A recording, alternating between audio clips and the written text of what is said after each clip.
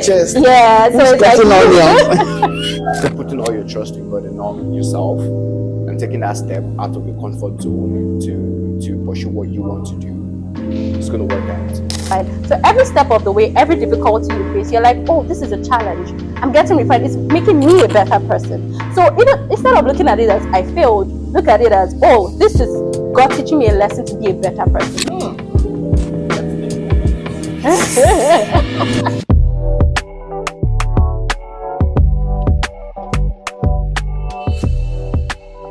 Hey everyone, welcome to another rendezvous version of the Aanu Growth Series, which is famously titled 30 Lessons I Learned Before 30.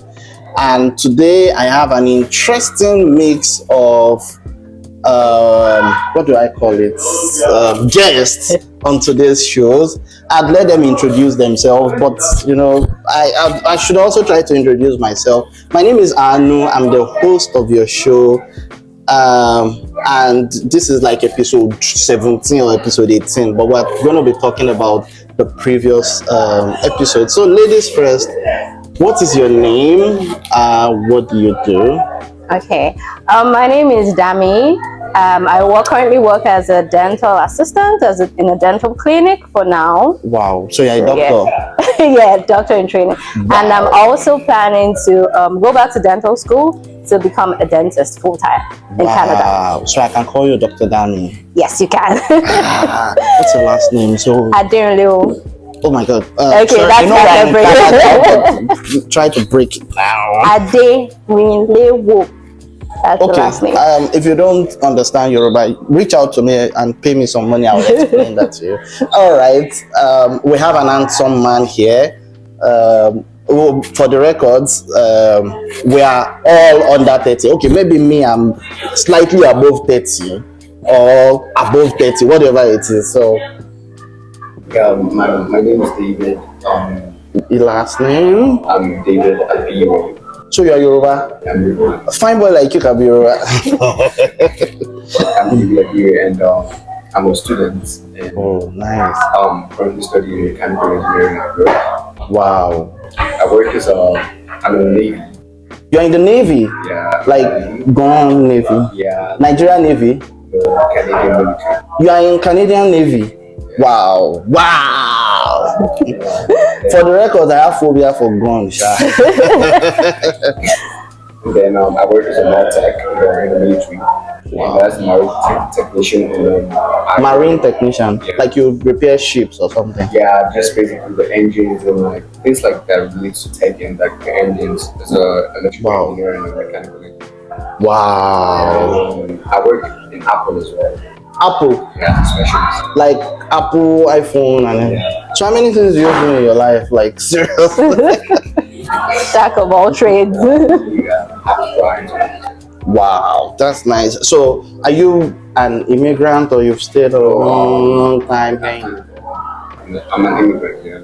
Oh, what about you? Were you born here? No, I'm an immigrant. I just came in like last year. Oh, yeah, wow. And you're already a doctor? A doctor in training. Wow. I should really think about my life. I should start doing fancy things like that. Anyways, so that we don't take too much time, because the last episode was so interesting and my previous guests they were flowing and flowing. We'll try not to take too much time today. So we'll just jump into the Aanu Growth Series. I think we said today we're going to be discussing episode 5 to episode 8, right? Or lesson 5 to lesson 8. Lesson 5 is faith-based risk. Lesson 6 is excellence, the culture of excellence. Lesson 7 is discipline. And lesson 8 is focus. Do you think we'll discuss all this in 20 minutes? And it will still be interesting? Because you guys are not smiling. You are giving it away that you are not Gen Z like that. Really, right? Anyways, but yeah, I think I should start by asking, what do you think what I'm doing even makes sense at all? Like telling people about lessons I learned before 30. I've learned my lessons, I've moved on. Is it something that we should be talking about, or people should figure it out on their own? Well, I wouldn't say I figured it out on my own, but I had to make a piece of everything I've learned in life, right? I'll go with you, Fred. What do you think? Okay, so I feel like it's a very good thing because majority of people right now are too glued to social media and they're not able to get the right lessons from what they see. So this is like a very good platform in which you for like Gen Zs or people below 30 We the Gen Zs. can learn how learn various topics or various lessons in life before they clock 30 and how to correct most of the things that come wrong and what you do on a daily basis. Oh, nice, nice. You have a degree, right? I have a degree in mechanical. You have a degree in mechanical. Wow. From where? Wow. What school? Oh, they said great. What about you? You have a degree? Yes. Wow. From where? From Nigeria as well. Bachelor of Dental Surgery. Dental surgery. Yeah. So if my teeth do any like this, from what school? From University of Lagos. Unilag. Yeah, Unilag. There is a great difference. There's something about Unilag. There was a That's your time first choice. they wanted to call it Moshood Abiola. Everybody, wow.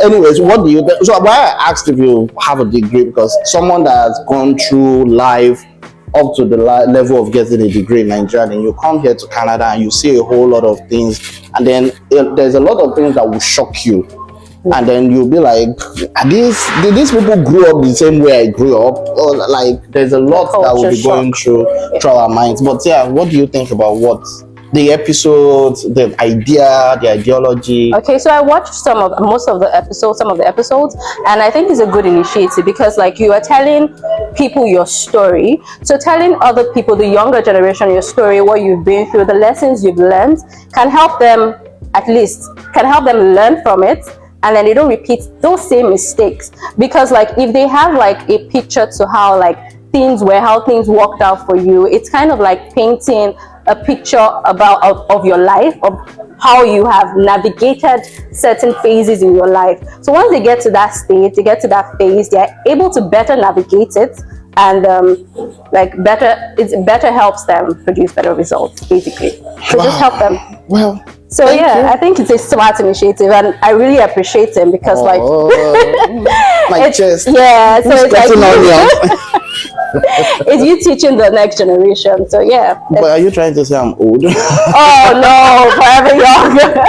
Oh wow, that's you put a stab on.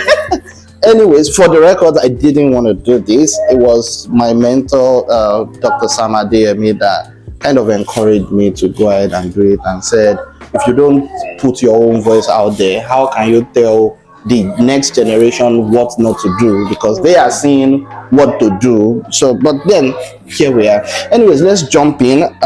The first topic we are going to be discussing is just short points. Just tell me what you think about it. Is the fifth lesson, which is be ready to take faith-based risk. And I would appreciate if we're as open as me, where I've put my own story out there, right? So, talking about the story of faith-based risk, I wanted to call it risk, right? But I was then listening to Apostle Joshua Selman, and he was saying something like faith in life is spelled RISK.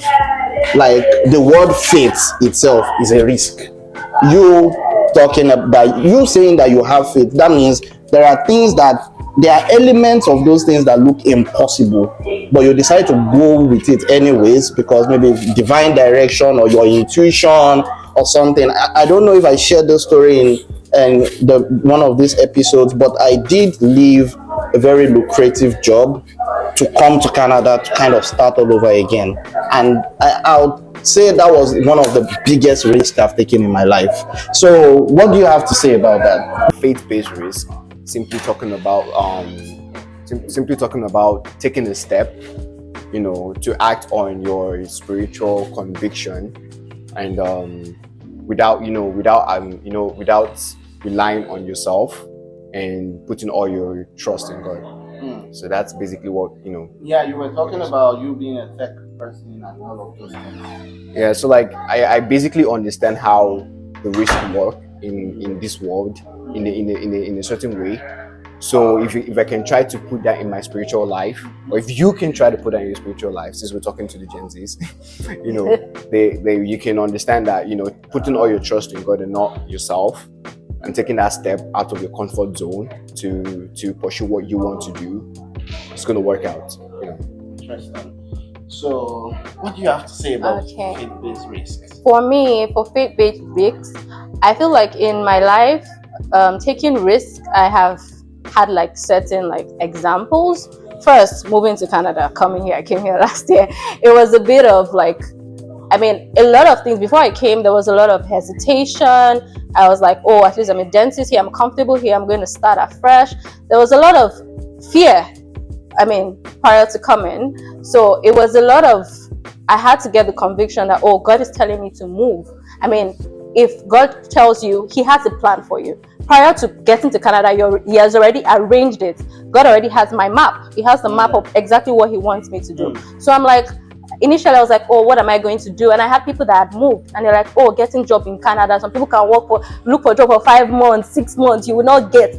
And I said my own will be an exemption. So it reminds me of a kind of like teaching I heard about having a divine exemption, knowing that your case is different.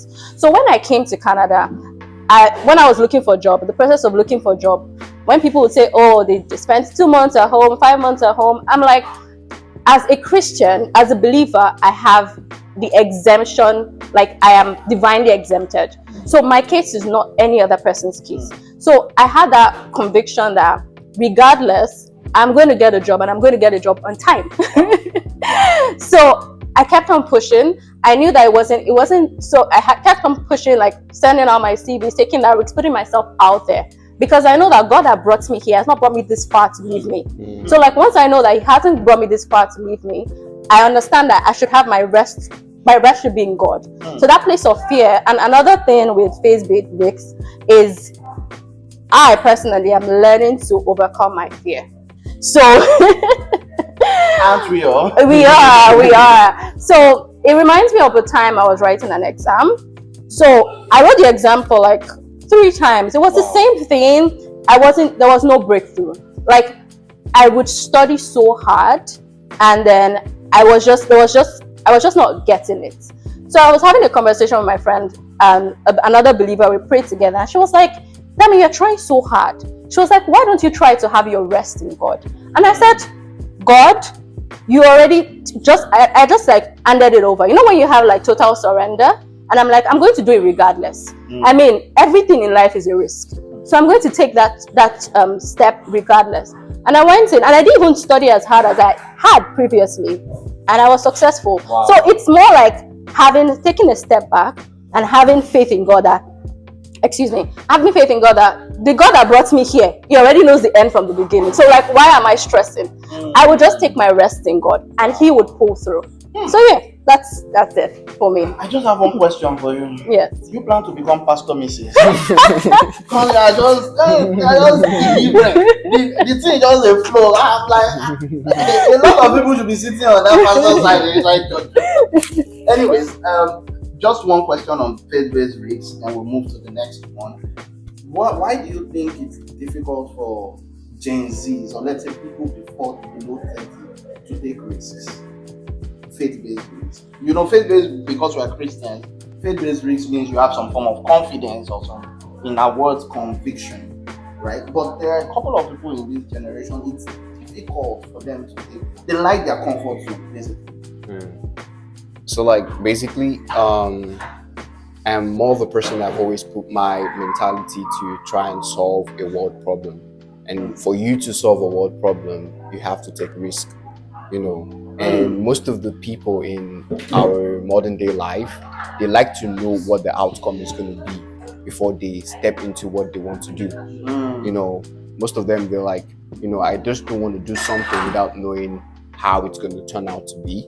So they want to always go within the route where, they know this person have gone through this and they saw this outcome. So me, I'm going to go through this and get the same outcome. Meanwhile, for you to actually, be exempted, you have to, when I mean exception, I mean excellence. You have to take a risk and, hope that the outcome through divine guidance is going to lead to something really,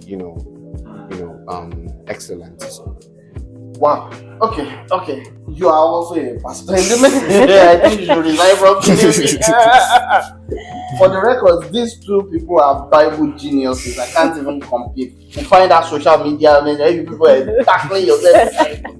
Anyway, but what I'm hearing is, and maybe you can help us, is that maybe the people from this generation don't have a lot of examples about people who have taken risks. Yeah. But what do you think is your own reason? The reason why they don't want to take risks. So most people are, I think it's a fear of failure. I mean, most people are like, if I do this, what if it works out? What if it doesn't? And then everybody, as we said, everybody has that. Like, there's that fear.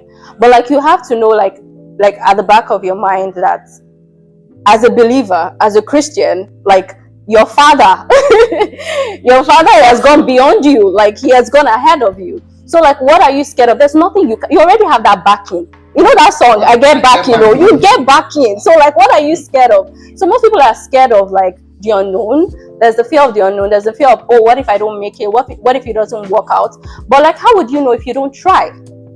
How would you know if you don't make it if you don't try? So another thing about the exams that I was writing, there was a stage in my life that I said, you know what, I'm not taking this exam again.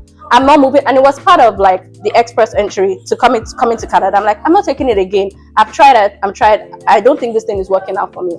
And then somebody spoke to me, and then the conversation went in this line. Okay, so if you look at yourself in 10 years to come, 6 years to come, if you eventually like immigrate, and then if you eventually move to Canada and you look back, would you say because of this exam that stopped you? Would you say this was like, if you look back, would you say, oh, this was what stopped you? Or would you say, oh, I'd rather be in my comfort zone, I would rather not take this exam and not move? How would you feel in the next 6 years? So if you look back, and I was just motivated by that, I'm like, okay, you know what, I'm just going to take it. I'm just going to take that risk, and I'm going to do it. Wow. And then that was how I did it. Because if you keep setting yourself back and saying, oh, what if it doesn't? Just think about what if it does. And remember, you have backing. So like, what are you scared of? If you put yourself out there, what's the worst thing that can happen? You fail. Okay, failure is also a pathway in success. I have an episode of that. So that's the worst thing that can happen. So, but people are scared of that. They don't want to fail. There's that fear. Yeah, but again, things don't always work out, right? Yeah. And not everybody can handle that. You want to say something? Yeah, I just want to say, like, you just have to have the mindset to tackle like self-doubt. Because that's one thing that you have to tackle. If you look at the stories of like the top 10 richest people in the world, most of them were dropouts at the point of their life.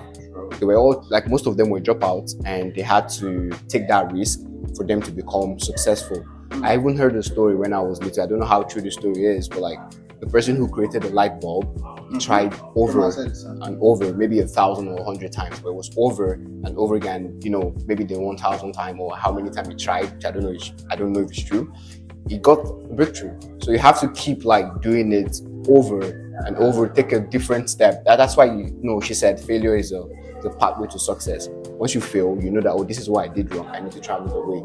This is what I did wrong. I need to try another way. You keep doing it till you get, to that certain point. I want to change the name of this series from Aanu's Growth Series to Aanu David and Dami's Growth Series. So you have your growth series. So another thing I wanted to mention something else. Sorry. Another thing I wanted to mention is we all have different journeys. Our learning journeys are different. You can't compare my learning journey with another person.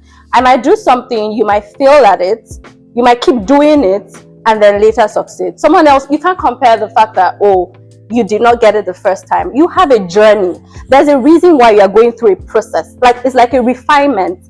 Before gold gets to that stage, it's getting refined. You are getting refined. Just look at yourself as a work in progress. You are getting refined. So every step of the way, every difficulty you face, you're like, oh, this is a challenge. I'm getting refined. It's making me a better person. So instead of looking at it as I failed, look at it as, oh, this is God teaching me a lesson to be a better person. Look at it from that angle, and then maybe that's that's what I was just gonna say. What's the name of your ministry, man? I was watching my podcast yesterday, and I said I should really listen to my own teaching. And now you have added another assignment for me. All right, let's skip to the next topic episode. That's 6, right? Yeah. Talking about excellence. Mm. I think, well, talking about excellence, one of the things I said in my video on excellence is I watched the movie 3 Idiots, and the guy said, pursue excellence and success will run after you hands down. Like, that basically means the fastest way to success is being excellent. I want you to prove me wrong. You just spoke, right? Okay. Prove me wrong that excellence is not the fastest way to success. Okay, excellence is not the fastest way to success. That's a very, very interesting take. Oh, you don't want to prove me wrong? So like, I've always think that people often what's the word? They often confuse excellence with perfection. And by like perfection, the thing is, when you're trying to get to perfection, you often perfection often causes delay. If you think about it, you're trying to go through perfection, it causes delay to where you want to go. But the thing about excellence is that it brings room for it's like improvement. When you're heading towards an excellent position, it's constant improvement, iterative improvement. Like, look at the story of Daniel in the Bible. Daniel was excellent, but what happened? He kept growing in that excellence. You don't just become excellent; you keep improving in that excellence. And the thing about excellence is it removes you and puts you on high. I don't know if you understand what I'm saying. Like, look at Daniel now; he was 10 times better than his counterpart because of the spirit of excellence. So excellence is different from perfection. You have to know that, because people tend to always prefer I want to be perfect, I want to be excellent. It's two different things. It's two different things. Wow. Let's take a moment to sing. Even me too, I'm learning from him. I'm like, wow. What do you have to say about excellence? Well, the topic of that episode is actually the culture of excellence. Okay. It's possible for you just to be excellent once and then go back to your rash life. But when we're talking the culture of excellence, that means anything you are doing, you want. I was almost going to say you want it to be perfect. You want to put in your best to it and to make it come out the way that, in quotes, 10 times better. What do you have to say about that? Okay, so excellence it's like a process. Like, you are constantly improving, as I said, constantly improving on yourself. Perfection, when people want to be perfect, there's a lot of pressure. Like, there's pressure on you. You want to do things, and that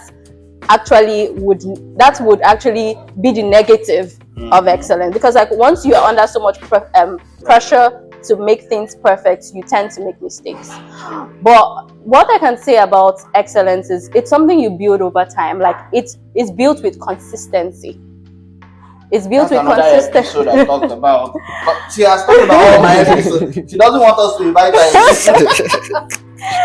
It's built with consistency, constantly giving your best, even in days where, so even with developing excellence, like culture of excellence, there'll be days where you would feel down. Obviously, there'll be days where the ups and downs, but constantly still putting yourself out there with time, like constantly showing up and giving your best to everything you do would help. Okay, I want to bring something in the mix. I know we're in Canada, right? And I may get negative reaction from what I want to say, but as a person, because part of the lessons I learned was obviously excellence, I always wanted to put in my best and go beyond normal, go beyond my personal self. So everywhere I found myself working, I usually work late hours on that job, right? Yeah. When I was working for the federal government of Nigeria, I worked late hours. When I was working for the United Nations, in short, I did not have a life.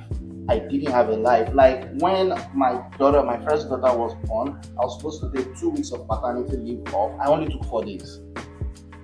Because I just wanted to become the person they will reach out to. Now, why I said they will be, and you're already looking at me like, God will not let me marry us. But, but yeah, now I want to get your view about it, because excellence, if you want to be, we're talking excellence, if you want to be excellent, you cannot do it the same way everybody is doing. So now, at what point do we bring the balance? At what point do we, what's the word? At what point do we say it's too much, or you are crossing the line? I know, but now I can't. If I have a new baby, I'll take all my leave days, I'll take all my vacation days. Well, it's maybe partly because I've now grown, I've gotten to the point where, by God's grace, I've become the voice that I want to be, right? So I have leeway, I can now rest, I can take more time, I can go on vacation. Last year I was on vacation to Punta Cana. This year I'm going on vacation to, watch out for it.